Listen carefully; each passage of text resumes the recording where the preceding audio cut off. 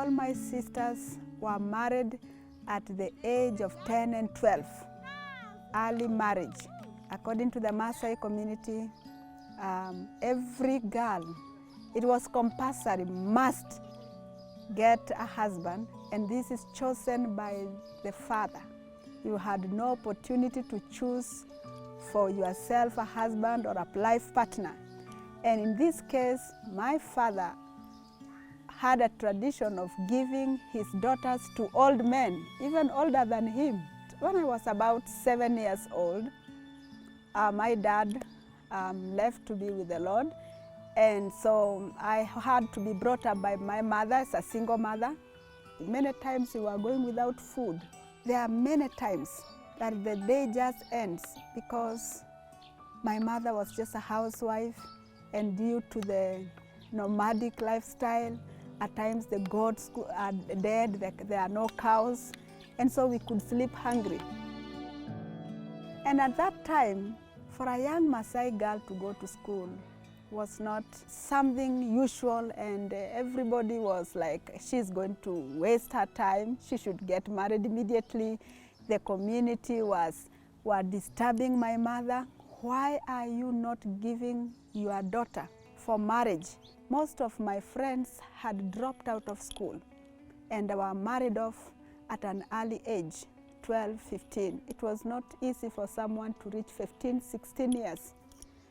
But thanks be to God, through a sponsorship, through my brother, whom they were assisting in a different school, they asked them, if you have a sister who is doing very well, we can still pay for her.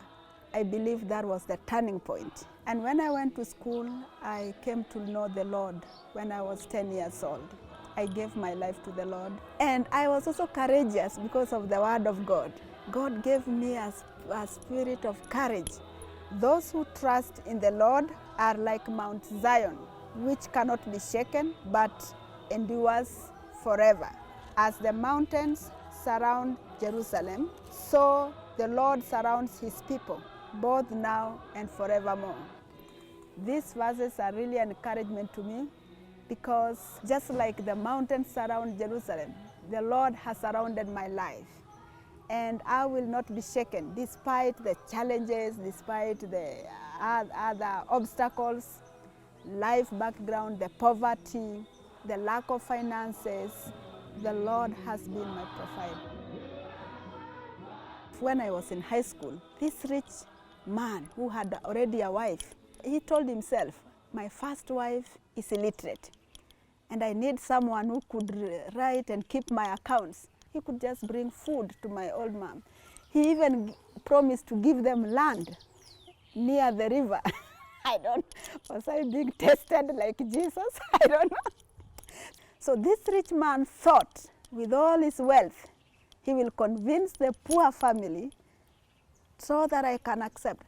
I stood my ground. I said, I would rather be married by a poor man who knows the Lord, who serves God. I was not violent, but I could tell them, look, you cannot get me out of school. But I felt if I could be a teacher, I will be able to change lives. I'll be able to transform lives. I'll be able to convince my Maasai community who are not yet understanding the value and the benefit of taking girls to school. The burden that is in my heart is about the Maasai girls. Having grown up in that environment, having seen the plight of the Maasai girl, that in our community most schools are very far away. Girls cannot walk for many, many long distances to get to school. What happens? These girls just get lost and get married.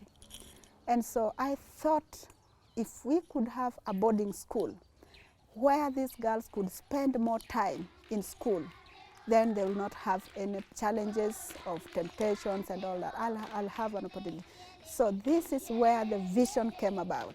Nasaruni School for the Maasai girls. I felt I have a task to do. If God has brought me to this level, there is a purpose. I don't think it's in vain. And I knew that God has chosen me and destined me for a specific task for his glory.